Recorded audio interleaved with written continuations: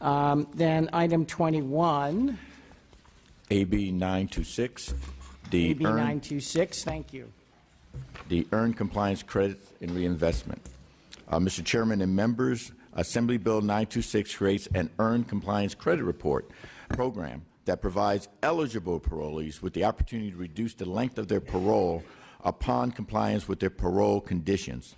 Savings from the reduced parole supervision shall be reinvested into job training and housing for state and parolees to reduce recidivism. For the more than 136,000 people currently incarcerated in California state prisons, 95% of them will be returning to their homes and communities. The transition from life behind bars to life in society is often a difficult and isolating experience. According to the 2013 California Department of Corrections and Rehabilitation Outcome Evaluation Report, all our parolees who return to prison, a full 74% recidivate within the first 12 months after their release. The number of people that are returned to prison significantly drops thereafter, with 19.3% recidivating in the second year and only 6.6% in the third year. If a greater proportion of resources were concentrated in the first year parole supervision, when parolees are most vulnerable to recidivate, the state could more efficiently utilize scarce resources while helping to reduce recidivism and overall prison spending. I ask for your aye vote. With me today is Jennifer. No, I don't have a Jennifer. I'm Glenn. Okay. I have Glenn, not Jennifer Kim from the Ella Baker Center for Human Rights, and Darius Young, a former parolee. All right, 2 witnesses, 2 minutes each. Good morning, Glenn Backus for Ella Baker Center. Jennifer Kim is presenting in another committee simultaneously. When we approached the author to speak about the bill, we were focused on how to invest in the first-year parole opportunities. First year is where the problems primarily lie, and that's where we need to focus our resources. So to come up with a cost-neutral proposal, we suggested a compliance incentive system similar to as is done for parolees and probationers in other states. So for every 30 days that a person complies with their parole, they would receive 30 days off the end of their parole. I want to emphasize it's a 30-day, 30-day. It's not a one-for-one. On day 29, if someone is not in compliance with their parole, they will get 0 credits for that month. On day 28, if they're not in compliance, they get 0 credits for that month. 30 days equals 30 days off the tail.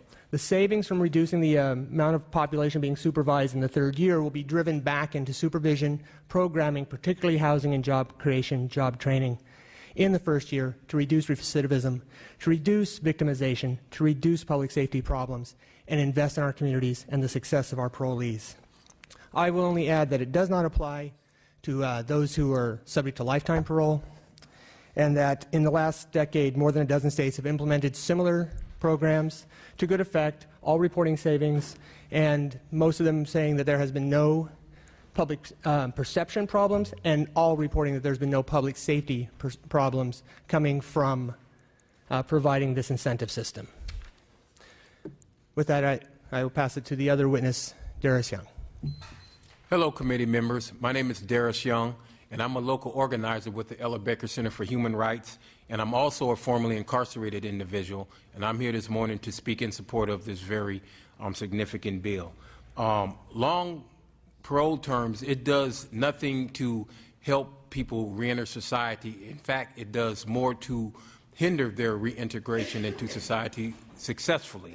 While I was in prison, I became certified as a substance abuse counselor, and upon getting out, I tried to find employment within that field, and there were many places that were hiring. However, because I was on parole, I was prevented from working as a counselor. Another restriction that hinders a person's progress while they're on parole is the 50-mile radius. Because I was unable to travel 50 miles without a mile radius, that hindered me in employment opportunities also. And then another restriction is the restriction that requires you to live in the county of which you parole to. I had family in Contra Costa County. However, because I had to parole to Alameda County, it prevented me from living with my family, and oftentimes I had to live in unstable reentry housing that was packed with 12 or more people. Now, had I been able to reside with my family in Contra Costa County, I would have been able to get significantly and greater support in my parole. And another thing is that as a person on parole, I believe that you need more support than you do restriction. And lastly, as a local organizer, I would just like to say that I work with individuals who are coming out of prison. And in talking with individuals, they often tell me that what they need is more support in finding housing and job opportunities. And providing more support to people, it actually helps to reduce recidivism, and it's more akin to, I guess, what I would say public safety. So investing in this bill and voting for it, it would be... Okay, if you could wrap up. Thank you. All right. I'm a little confused. I think there were a number of things brought up here which are interesting, but I don't think they're relevant to the bill. Could you just... this bill is about compliance credit. It wouldn't address many of the issues that your second witness brought up. Is that correct? That's correct. Okay, so these are issues like whether you can live with your family that we can perhaps take up in another bill, but this is just about compliance credit. But thank you very much. And again, it shows your strong character that you're able to come here today and you've put your life back together again. Additional witnesses in support.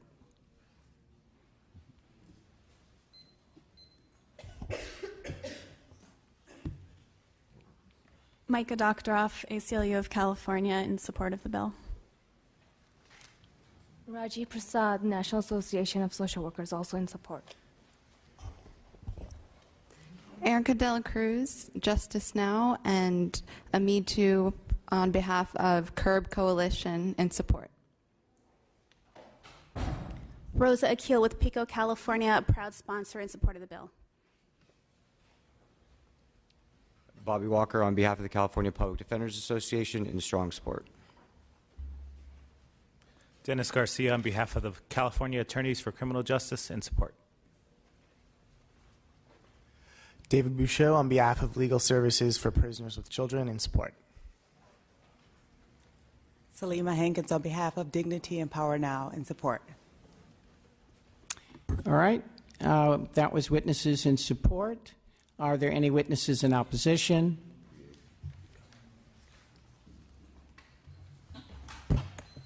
Go ahead. Thank you, Mr. Chair and members. Sean Hoffman with the California District Attorneys Association. We certainly recognize the positive relationship between employment, stable housing, and a decreased likelihood of recidivating. I think we've seen that today. We do, however, disagree with funding those programs by reducing community supervision of parolees, particularly as California moves away from more of an incarceration model and instead uses more community-based rehabilitation and treatment programs. We disagree with removing some of the accountability structure in that system. Allowing parolees to earn credits for not violating the terms and conditions of their parole has the practical effect of cutting the length of every parole grant in half. The only way, as we read the bill, the only way someone wouldn't earn credits is if they're doing something that would already be grounds for revocation, whether it's absconding from parole, violating terms and conditions, or committing a new offense. Additionally, there are already mechanisms in existing law that allow parolees to be discharged early from parole if they're complying with their terms and conditions and there's not otherwise good cause to hold them. We're concerned that AB 926 unnecessarily speeds up that process even further. So, for example, someone who has a 3-year parole term who would right now be eligible for a determination hearing on whether they should be released early after a year, this could move that up to 6 months. We don't think that's an appropriate amount of supervision for somebody who's being released from state prison. Today, individuals who are in state prison, they're not there for low-level offenses. They're there because either their current offense or their criminal history makes them someone who is, we've made the decision we're going to deal with them in state prison rather than in county jail. We certainly appreciate the author's desire to provide additional assistance to those individuals as they're making their reentry into the community, but to do so at the expense of supervision and public safety is not something that we can support at this time. Thanks. Thank you. Other witnesses in opposition? There being no other witnesses, committee members. Mr. Lackey. See, I read minds. You're getting good at this. I will begin by saying that I do very much respect the legislative intent behind what you're trying to do in reducing recidivism. However, I have a real problem with believing and supporting the premise that reduction in supervision of a parolee would actually in any way help enhance our public safety condition. I think that the accountability piece is very, very critical, and the whole oversight of a parolee is a very difficult one. And however, it's very, very important, and I don't want to see us overlook the accountability piece, because I think that no one benefits, including the parolee. Thank you. Other comments or questions from members? All right, perhaps you could close and talk to us about who would be eligible under the system, who would not be eligible, and what our experience is with people who've been through a full year on the people who would be likely eligible for this reduction in parole period, what experience we have with their recidivism rate. Okay, I'll have Glenn, but I just wanted to quickly say the real premise of this, and when we talk about supervision, the way we've been doing it now, 74% of people recidivate. So obviously to continue to go down the path of the way we're doing now is not working.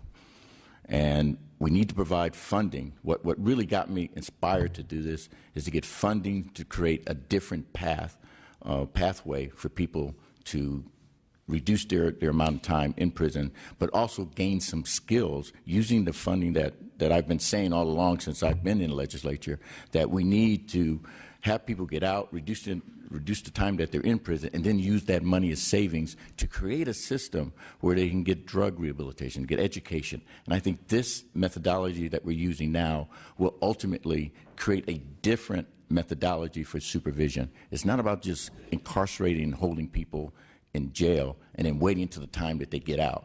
If we continue down that path, we're never going to change. And so what this bill does is start us in doing things completely different than the way we've done before. But as far as the chair's questions, I'll have Glenn Backus from Ella Baker speak to that.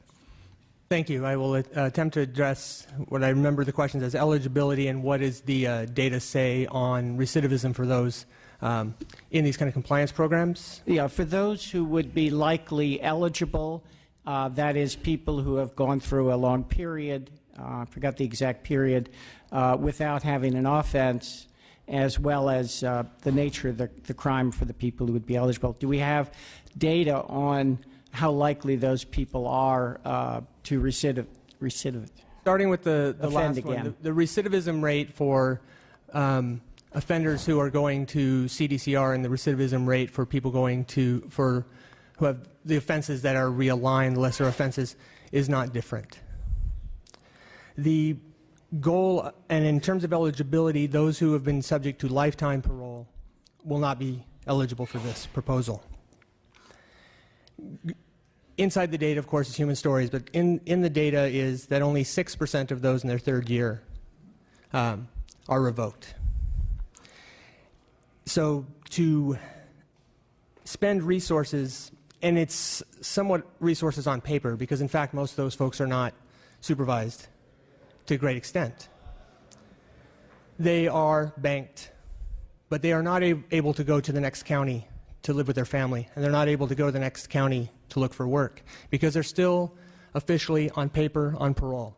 They're not receiving services, they're not receiving supervision, they are just a cost to all of us.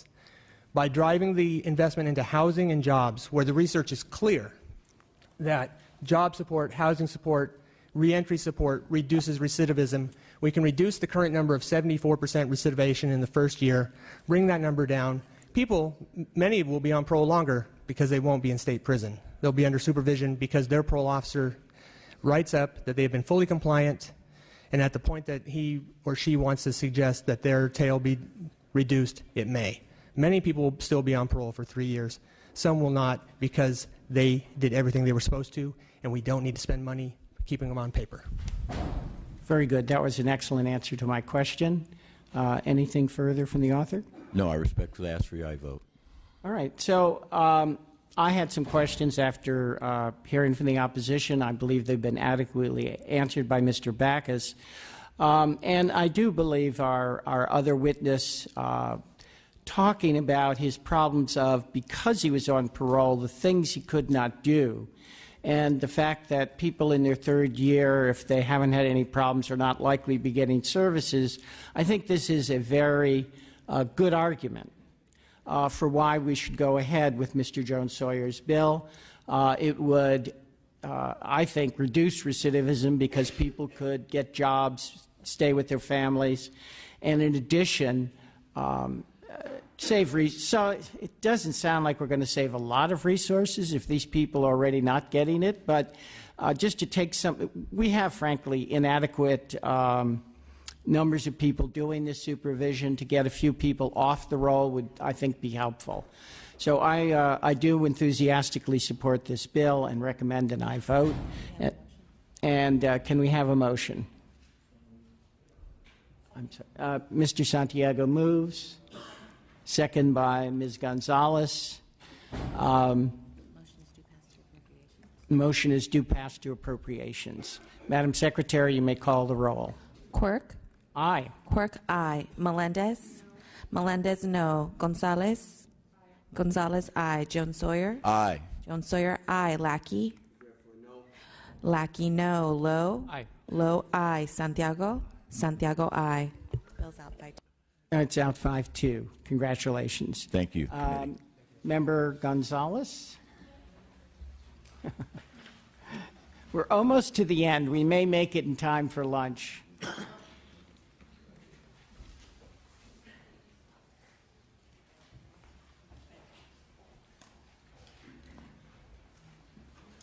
So this is item number 6, AB 487. Yes, thank you. In 2008, the voters of California passed Marsy's Law, amending the state's constitution to protect and expand the rights of victims of crime. Some of these rights include notifications of court proceedings, including all post-conviction release decisions. Current law only requires that the Border Parole notify the victims or next of kin who request these notifications, but omits the district attorney in the process. Excluding the DA from these procedures is problematic. They often serve as the only voice of crime victims. AB 487 will fill this important void by adding a notification requirement to the DAs when an inmate requests to advance a parole hearing. AB 487 will also postpone the requested petition and reinstate the original hearing if the Border Parole fails to notify the victim and the DA. This bill doesn't take away any authority from the Board of Parole. It simply adds a layer of representation for all victims in California to weigh in before the decision is made. AB 487 has received broad support from district attorneys statewide, along with law enforcement agencies and crime victim groups. With me today, I have Richard Sachs, Deputy District Attorney in San Diego County, who will share some of his experiences with the committee. Thank you very much, Chairman and members of the committee. I'll be brief. I'm here on behalf of Bonnie Dumanis, District Attorney of San Diego County, as sponsor of the bill. My name is Richard Sachs. I supervise our lifer hearing function and created our lifer unit 20 years ago in 1995. I have 30 years as a deputy DA and have done over 1,000 parole hearings for lifers and lecture throughout the state in this area.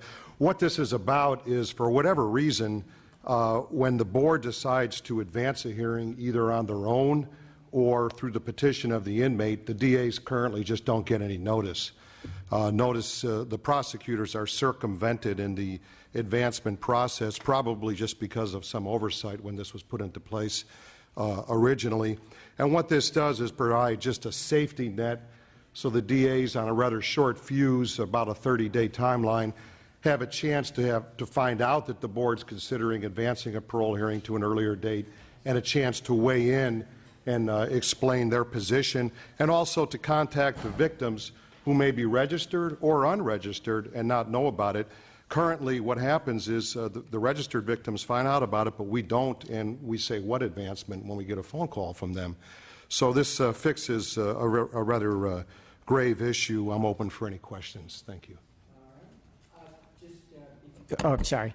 Before we have the next witness, you're accepting the proposed amendments? Absolutely. Thank you for working with our staff on those. Great, thank you. Next witness. Mr. Chair, members, Aaron McGuire on behalf of the California State Sheriff's Association, also in support. Thank you. Tim Urian on behalf of the Association for Los Angeles Deputy Sheriffs, the Los Angeles Police Protective League, the Riverside Sheriff's Association, and also the Los Angeles College and University Police Chiefs, the California Correctional Supervisors, and the California Narcotics Officers, all in support of the bill. Sean Hoffman with the California District Attorneys Association in support. All right. Any other witnesses in support? Then witnesses in opposition. Mr. Chair and members, Matt Gray on behalf of Taxpayers for Improving Public Safety in opposition. I'm going to try to summarize about 10 federal cases from Apprendi, Cunningham, Blakely, Arizona v. Ruiz. It's rather difficult to do, but basically this bill would propose a due process violation. California's parole law, since about Henry Rodriguez in 1978, has presumed parole suitability unless the Board of Parole hearings can show unsuitability factors. Now, the remainder of the body of our parole laws allows the state to advance a hearing but not postpone it because it would violate the due process of the inmate. Now, the reason why we haven't allowed the prosecutors this second bite at the apple, and they've been trying for many, many years, is because they're stuck in prosecutor mode. They tried to use the hearings, and I'm speaking from personal witness as a staff member in the legislature at these parole hearings, many parole hearings. They try to use the opportunity to retry the case. They are not experts in rehabilitation. They are very skilled at being prosecutors. However, they often rely upon conjecture and personal opinion to oppose the inmate's release based upon factors which are immutable, factors which are decades old and really have no bearing upon the present parole hearing at hand. For this and many other reasons, we do ask for your opposition. Thank you. Thank you. Additional witnesses in opposition? All right, we can hear from members. Move the bill. Second. All right, moved by our Vice Chair, second by Member Lackey. Any questions or comments? Excellent. Perhaps in your close you can address, you or your witness can address the concerns raised by the opposition. I would have been happy to be prepared to address those concerns, and we'll continue to work on those, but this is the first I'm hearing of them, so even with a law degree as a background, I can't pull out of my very small mind cases to support my position. However, I'd be more than happy, and I'm sure the DA's office would be more than happy to continue to work on these. I think it was clear as he continued through his presentation that it's not so much, he does not want DAs informed of parole hearings, not so much that the revocation of the date based on the fact that those notices don't go out, and that's what we're concerned with. So we'll continue to work on that. I just can't at this moment, and I'm not sure if my witness can. The only thing I'd say just very briefly is this doesn't change anything. The standard is Lawrence and whether they're a current risk of danger, and this doesn't affect any of that. And we accept that. We live by that now for a number of years. And all the procedures remain the same. It's just due process, notice and opportunity to weigh in. That's the only difference. Okay. Anything further in your close? I just asked for an aye vote. All right, very good. So I do support this. I support it with an aye as opposed to be amended. I do not view this notification to be a burden. It can become just part. It should become just part of the routine. It is difficult, frankly, sometimes to find the people who were victims. By notifying the DAs, we have a chance that they can find them as well, which is critical. So I enthusiastically support this bill and ask the committee to vote aye. And the motion is do pass as amended to appropriations. Madam Secretary, you may call the roll. Quirk? Aye. Quirk, aye. Melendez? Aye. Melendez, aye. Gonzalez? Aye. Gonzalez, aye. Jones Sawyer? Jones Sawyer, aye. Lackey? Lackey, aye. Lowe? Lowe, aye. Santiago? Santiago, aye. The bill's out. Unanimous. All right, unanimous. You're out. And now I'm up, and it's up to me to close in 5 minutes so we can all have lunch. Madam Vice Chair.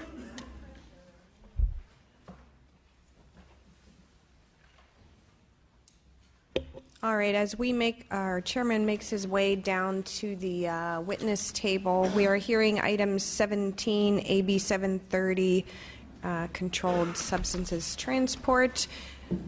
Mr. Chair, would you care to give your opening statement? I would. And thank you, Madam Vice Chair and members. It's been a long day. AB 730 will correct inconsistencies in our health and safety code relating to the transportation of drugs. 2 years ago, the governor signed a bill to make it clear that punishment for transport of certain drugs meant transport for sale. However, the bill failed to clean up a number of additional code sections. AB 730 adds the same clarifying language as the 2013 Bradford bill to make 3 additional code sections consistent with the will of the legislature. Here to testify with me today are the sponsors of the bill. Very good. Larry Doyle, Conference of California Bar Associations, and Ignacio Hernandez, California Attorneys for Criminal Justice. Thank you, gentlemen. We have, which two of you are testifying? Okay, so 2 minutes for you, 2 minutes for you, and off you go. And you can take less. Good morning, Madam Vice Chair and committee members. Larry Doyle on behalf of the Conference of California Bar Associations. As the chairman indicated, this is really a cleanup bill to provide consistency in the statutes and make it easier for everyone to know what the law is. We ask for your aye vote. Madam Chair, Ignacio Hernandez on behalf of CACJ, co-sponsor of the bill. We sponsored the prior bill to clean up this issue. We really did see on a weekly basis cases being brought where someone was being charged with transportation of drugs, even though they were simple users or in possession for personal use, and they were simply moving. That was the biggest distinction, where they were being charged as if they were involved in drug trafficking because they were either walking, bicycle. We saw a case where someone was in a cab, so they were charged with felony transportation as if they were part of a drug enterprise. And so once we clarified in 721, this helped on a lot of cases. We didn't cover all of the controlled substances that are in the law, so this bill is a cleanup to that. And the Supreme Court invited the legislature to fix this years ago. We finally have. We just need to close the loop and fix it for the rest of everyone else. Ask for your aye vote. Glenn Backus for Drug. Sorry. Go ahead. Glenn Backus for Drug Policy Alliance in support. Thank you. Are there any other members of the audience coming forward to testify in support? Name and organization, please. Micah Doctoroff, ACLU of California, in support. Dominic McIver with California Public Defenders Association in support. David Boucher on behalf of Legal Services for Prisoners with Children, and we're thrilled to support it. Thank you. We will now hear testimony from those in opposition to this bill. Is there anyone here who wishes to come forward and state their opposition? No one? That's pretty good. Okay, so since we have no one wanting to testify in opposition, members, are there any questions or comments? No, just a quick comment. The only reason I'll be opposing this thing, I understand that it's a cleanup measure, and I don't get any pleasure out of taking an adversarial position against the chair of this committee. But I have to say that the original measure I would have opposed vehemently, so it would only be consistent for me to vote no at this point. Mr. I moved the bill since I voted for it last time. Okay, we have a motion by Joan Sawyer. Is there a second by Ms. Gonzalez? Are there any other comments from the committee? No? Okay, so Mr. Chairman, I regrettably will have to oppose this bill as I did when it came up last year for the same reasons. I'm sure you understand that, but appreciate the brevity in which you presented your bill, and you're going to make that 12 o'clock deadline. So Yes. With that, Madam Secretary, would you call the roll? Or would you like to close? Just to say, Madam Vice Chair, Member Lackey, you're still good friends. Oh, good. I request your aye vote. The motion is due pass. Quirk? Aye. Quirk, aye. Melendez? Melendez, no. Gonzalez? Gonzalez, aye. Jones Sawyer? Aye. Jones Sawyer, aye. Lackey? Lackey, no. Lowe? Lowe, aye. Santiago? Santiago, aye. Bill's out. All right. The next item will be for the bills that are still on call. Madam Secretary, you may start the process. Item number 4, Gonzalez. Lowe. AB 247, item 4. Aye. Santiago? Aye. Bill's out.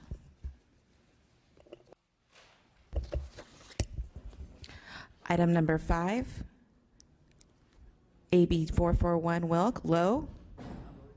Lowe not voting. Santiago? Santiago not voting. That bill fails. Item number 8, Gonzalez, AB 512. Aye. Lowe? Lowe, aye. 5. That bill passes 5-2. Item number 18, AB 832, Cristina Garcia. Melendez? Melendez, no. Gonzalez? Gonzalez, aye. Lowe? Lowe, aye. Santiago? Santiago, aye. That bill is out. 5-2. Item number 25, AB 1134, Stone. Gonzalez? Gonzalez, aye. Lowe? Lowe, aye. Santiago? Santiago, aye. That bill is out. 5-2. Yeah. We can also have add-on votes. For the motion, for the items which were not on call, we can have add-on votes now. Madam Secretary, do you want to go through with those? Absolutely. Mr. Chairman, item number 5, Mr. Wilk asked for reconsideration. Oh, yes, and then we will reconsider Mr. Wilk's bill. I will sit down with him and see if we can come up with an agreement on something that would make that we can see moving forward. Is there any opposition? I'm sorry. We'll grant it unanimously if there's no opposition. Oh, yes, we'll grant it if there's no opposition. I'm learning. All right, thank you very much. We'll leave the roll open for 5 minutes for add-ons. All right, we'll leave the roll open. Go ahead. Yeah, we're going to leave the roll open for about 5 minutes so you can add on. Now? All right.